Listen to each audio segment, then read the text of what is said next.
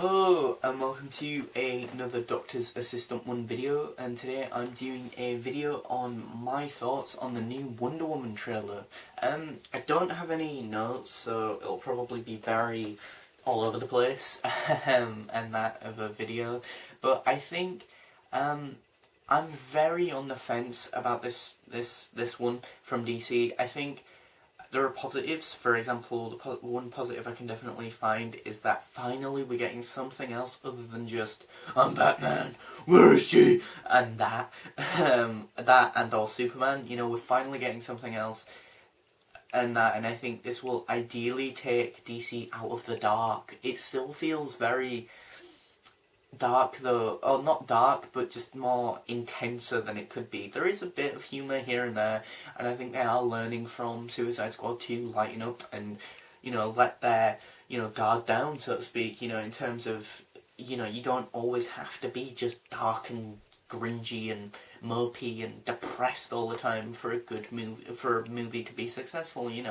I appreciate that makes the Batman films essentially, but you don't have to do that with Superman. Granted, the original Superman movies on the flip side are way too camp and are way too lighthearted, to the point where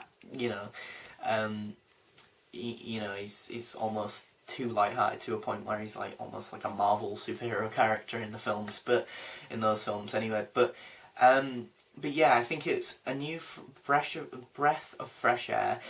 Finally, we're getting a female superhero at the forefront of a film. We're finally getting oh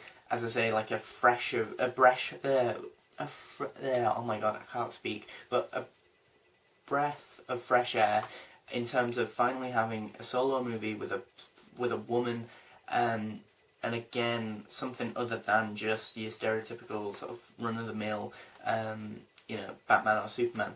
Negatives, in terms of this trailer, it just felt so flat for me. It was just meh, there was nothing interesting to it. There was nothing that massively stood out. I think the only thing I thought was pretty interesting was the whole sort of training sequence in this trailer, where, there's this woman who's yelling at Wonder Woman and being all like, you have to expect the unexpected in battle, and then she's like wielding this sword about, and then Wonder Woman's like this, and then does that, and then this effect of like everyone being like blown away and like exploding, and that happens, and it's a really nice effect. It's really empowering. It's really sort of an amazing epic sort of effect on the scope of, say, maybe Star Wars, and she unintentionally does it, and I think that's brilliant. It shows her sort of naivety in terms of her character. She's just sort of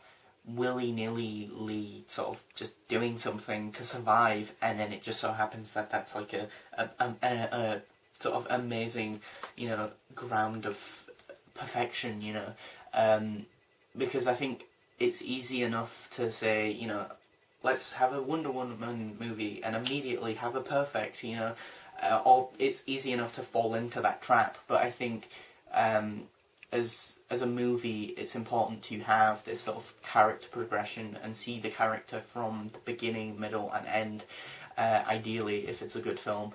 And we seem to see her as a child, as a kid, and then progress onto, as I say, this training montage thing, and then for some reason they're in sort of London, and then she's got like a sword and shield on her back, or sword maybe, and or shield at times in London, and no one seems to be like, oh my god, what the hell? Like, that was one thing I did particularly like about Thor, the original Thor, movie, when like his friends from Asgard come down onto Earth, all the people around are like, what the hell? And that because they're also kind of confused. It's like this sort of two worlds collide type thing, and I like that. But here, that doesn't seem to be happening. Hopefully it will in the film, because it'll break my immersion. Like, the idea that everyone around them will just be fine with it is just a bit too convenient, personally.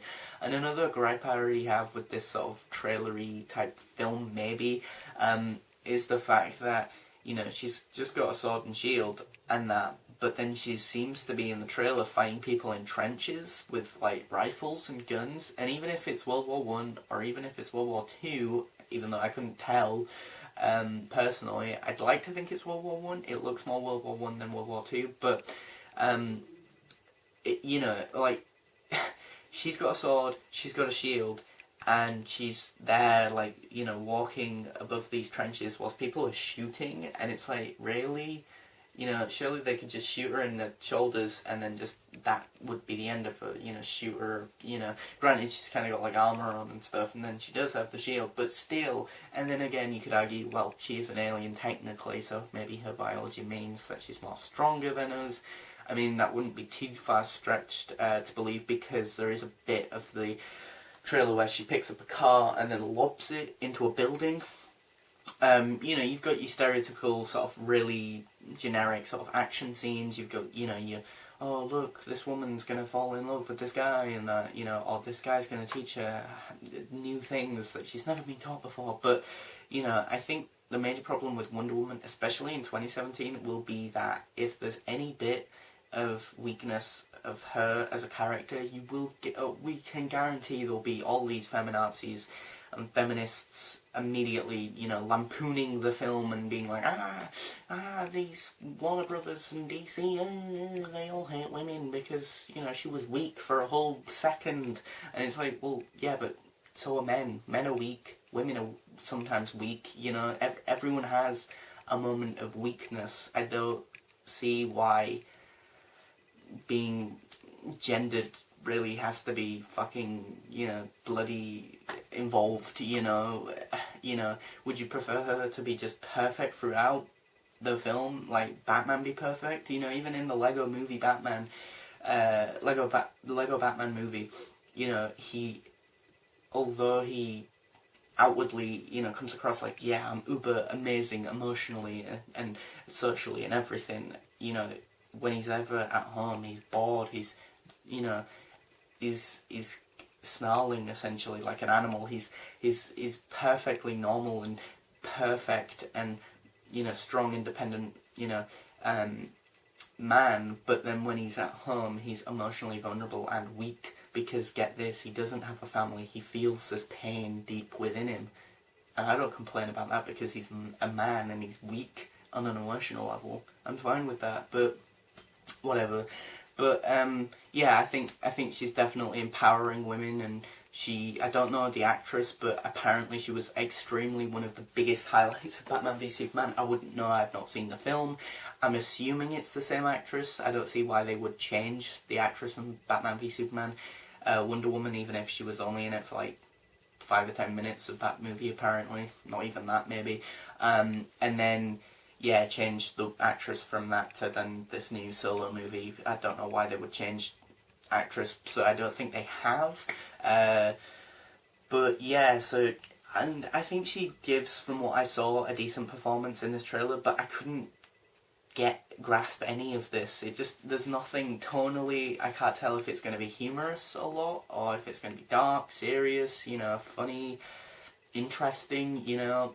Like, one minute we're in this sort of Thor-esque world, and then next minute we're in this almost Captain America World War One type thing, and, you know, meshing the two together and then having this as a byproduct, will it work, will it not? You know, will it be a hodgepodge mess of just Thor and Captain America and nothing else, you know? Because I think it's finding that balance. It needs to be its own thing, and if I'm already comparing it to two other Marvel films, then that's not a good sign, I don't think. But it needs to be distinctive enough that it's got its own, you know, its own different sort of perspective and or place in the DC universe, as well as the wider comic book superhero movie universe, or superhero movie universe. And I think it will, if tonally it goes for, you know, this sort of balance between serious and humorous, you know, not too humorous and not too light-hearted like at times Suicide Squad was, but not too uber dark like Batman, because I think either way you're going to alienate people. It's finding that balance. Don't get me wrong, I think Marvel still need to find that balance. They're too light-hearted and too humorous and light-hearted and not serious enough. DC's complete opposite, you know, the two complete extremes. It's finding that balance, I think. very few of those movies have, I think. And when they have, they churn out some amazing films like the Deadpool movie and some of the X-Men movies, and then some of the maybe Suicide Squad, which I did really like from DC, and I didn't particularly dislike that new Superman one they did a while ago. I know a lot of people really hated that one. I think it was critically panned as being garbage, and same with Suicide Squad. But yeah, I think I'm on the fence about Wonder Woman, completely on the fence. I mean, I want to go see it more than anything just to see how it turns out. Not because I'm excited to see Wonder Woman, but just to see how the film turns out. Because again, you know, I don't know what it'll be about, you know, and as a story, I don't see what the story will be about, really, besides her as a character. But then, what does that entail? Where will she go? What will she do beyond just seeing this new guy and then being like, you're a guy. Yes, I'm a guy. Don't I look like a guy? That's a part in the movie. And then she's like, well, no, I was born by Zeus or whatever. Or, you know, so, because I think on the planet of hers as an Amazonian, I think they're all just women. And that's, I think it is, yeah, this sort of two worlds collide type thing. And her mind is blown that, what, there are men?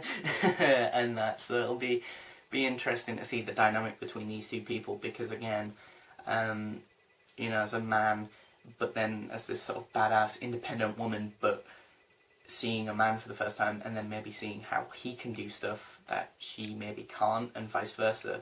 She can do things that maybe he can't, you know, maybe on an intellectual level, maybe on a physical level, who knows. But yeah, it's got your stereotypical action things, your romance, your action stuff, you know, stereotypical of the bad guy being like, who are you? And then her reeling off her name, and then injustice, something else, text related, you know, and that, because I'm assuming these films, or this film in particular, is leading on to the Justice League as well, from what I know, or from my limited knowledge of DC. But yeah, this has been me over at the Doctor's Assistant 1. Thanks for watching, comment, rate and subscribe.